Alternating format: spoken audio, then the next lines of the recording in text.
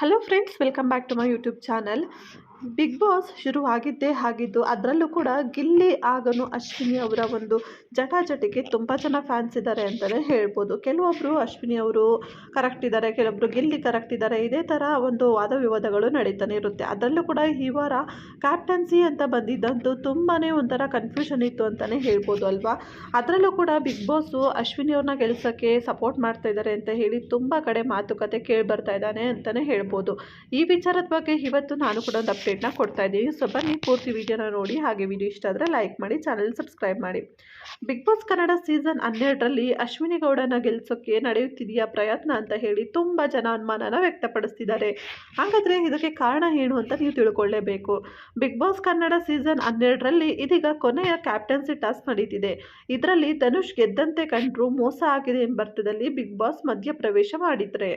ಆದರೆ ಈ ಪ್ರೋಮೋ ನೋಡಿ ಪ್ರೇಕ್ಷಕರು ತುಂಬ ಅಸಮಾಧಾನವನ್ನು ವ್ಯಕ್ತಪಡಿಸಿದ್ದಾರೆ. ಅಶ್ವಿನಿನೇ ಕ್ಯಾಪ್ಟನ್ ಆಗಬೇಕು ಅಂತ ಬಿಗ್ ಬಾಸ್ ಪ್ರಯತ್ನ ಮಾಡುತ್ತಿದ್ದಾರೆ ಎಂದು ಹೇಳುತ್ತಿದ್ದಾರೆ. ವೀಕ್ಷಕ ವರ್ಗ ಹೀಗೆ ಹೇಳಲು ಹಲವು ಕಾರಣಗಳು ಕೂಡ ಇದೆ. ಅಶ್ವಿನಿ ಗೌಡ ಮನೆಯಲ್ಲಿ ಕ್ಯಾಪ್ಟನ್ ಆಗಬೇಕು, ಕಿಚ್ಚನ ಚಪ್ಪಾಳೆ ಪಡೆಯಬೇಕು ಎಂದು ಇನ್ನಿಲ್ಲದ ಪ್ರಯತ್ನ ಮಾಡುತ್ತಲೇ ಇದ್ದಾರೆ. ಹಲವು ಬಾರಿ ಕ್ಯಾಪ್ಟನ್ಸಿ ಟಾಸ್ಕ್ ಸಮೀಪ ಬಂದು ಸೋತಿದ್ದಾರೆ. ಆದರೆ ಪ್ರತಿ ಸಲವೂ ಸನ್ನಿವೇಶ ಮಾತ್ರ ಅವರಿಗೆ ಫೇವರ್ ಆಗಿಯೇ ಬರ್ತಿದೆ. ಇದು ಮನೆಯೊಳಗೆ ಇರುವ ಸ್ಪರ್ಧಿಗಳಿಗೂ ಅಚ್ಚರಿ ಹುಟ್ಟಿಸಿದೆ. ವೀಕ್ಷಕರು ಈ ಬಗ್ಗೆ ಗಂಭೀರವಾಗಿ ಪ್ರಶ್ನೆಯನ್ನ ಮಾಡ್ತಿದ್ದಾರೆ. ಫ್ಯಾಮಿಲಿ ರೌಂಡಲ್ಲಿ ಬಂದವರ ವೋಟ್ ಪರಿಗಣಿಸಿದ್ರೆ ಗಿಲ್ಲಿಯೇ ಮನೆಯ ಮುಂದಿನ ಕ್ಯಾಪ್ಟನ್ ಆಗಿರಬೇಕಿತ್ತು. ಆದರೆ 2 ವೋಟ್ ಪಡೆದ ಅಶ್ವಿನಿ ಗೌಡ ಅವರನ್ನ ಕ್ಯಾಪ್ಟನ್ಸಿ ರೇಸ್ಗೆ ಬಿಗ್ ಬಾಸ್ ಆಯ್ಕೆ ಮಾಡಿದ್ರು.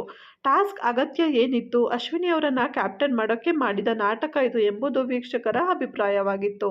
ಆಮೇಲೆ ಯಾರ ಕ್ಯಾಪ್ಟನ್ಸಿಯಲ್ಲೂ ಇಲ್ಲದ ರಾಜ ರಾಣಿ ಕಾನ್ಸೆಪ್ಟ್ ಗಿಲ್ಲಿ ಕ್ಯಾಪ್ಟನ್ಸಿಯಲ್ಲಿ ಬಂತು. ರಾಜ ತನಗೆ ಬೇಕಾದ ರಾಣಿಯನ್ನೇ ಆಯ್ಕೆ ಮಾಡಿಕೊಳ್ಬೇಕಿತ್ತು. ಆದರೆ ಇಲ್ಲೊಂದು ಟ್ವಿಸ್ಟ್ ಇಡಲಾಯಿತು. ಗಿಲ್ಲಿಯವರು ಅಶ್ವಿನಿ ಗೌಡ ಅವರನ್ನ ಅಸಮರ್ಥ ಎಂದು ರೇಗಿಸಿದ್ದನ್ನೇ ಆಧಾರವಾಗಿಟ್ಟುಕೊಂಡು ಅಸಮರ್ಥ ರಾಣಿಯನ್ನೇ ಆಯ್ಕೆ ಮಾಡಿ ಎಂಬ ಆದೇಶ ಕೂಡ ಬಂತು. ಆಗ ಗಿಲ್ಲಿಯವರು ಅಶ್ವಿನಿ ಗೌಡ ಅವರನ್ನೇ ಆಯ್ಕೆ ಮಾಡಿದ್ರು. ಟಾಸ್ಕ್ಗಳಲ್ಲಿ ರಾಜಾರಾಣಿ ಒಮ್ಮತದ ನಿರ್ಧಾರಕ್ಕೆ ಬರಬೇಕು ಎಂದು ಹೇಳಲಾಯಿತು. ಇದು ಕೂಡ ಪ್ರೇಕ್ಷಕರ ಅಸಮಾಧಾನಕ್ಕೆ ಕಾರಣವಾಯಿತು. ಮುಂದಿನ ವಾರದ ಕ್ಯಾಪ್ಟನ್ಸಿ ಓಟಕ್ಕೆ ಅಶ್ವಿನಿ ಗೌಡ ಅವರನ್ನ ತರಲೆಂದು ಇಂಥದ್ದೊಂದು ಟ್ವಿಸ್ಟ್ ಕೊಟ್ಟಿದ್ದು ಸ್ಪಷ್ಟವಾಗಿ ಕಾಣುತ್ತಿದೆ ಎಂದು ಪ್ರೇಕ್ಷಕರು ಸೋಷಿಯಲ್ ಮೀಡಿಯಾದಲ್ಲಿ ಸಿಕ್ಕಾಪಟ್ಟೆ ಕಮೆಂಟ್ಗಳನ್ನ ಹಾಕ್ತಿದ್ದಾರೆ.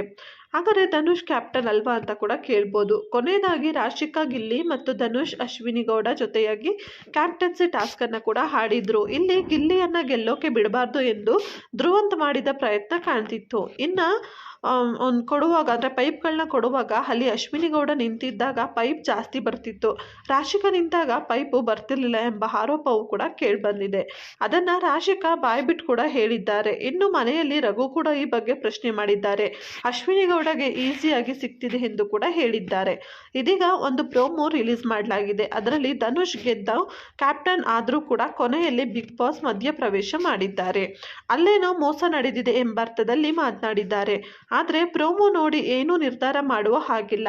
ಅದನ್ನು ನೋಡಿದ ಜನರು ಇದು ಪಕ್ಕಾ ಅಶ್ವಿನಿ ಗೌಡ ಅವರನ್ನ ಕ್ಯಾಪ್ಟನ್ ಮಾಡೋಕೆ ನಡೆಯುತ್ತಿರುವ ಯತ್ನ ಎಂದು ಹೇಳುತ್ತಿದ್ದಾರೆ. ಆರಂಭದಿಂದಲೂ ಅಶ್ವಿನಿ ಗೌಡ ಅವರನ್ನೇ ಗೆಲ್ಲಿಸೋಕೆ ಇಂಥ ಯತ್ನ ಮಾಡಲಾಗುತ್ತಿದೆ ಎಂದು ಆರೋಪ ಕೂಡ ಕೇಳಿ ಬರ್ತಾ ಇದೆ.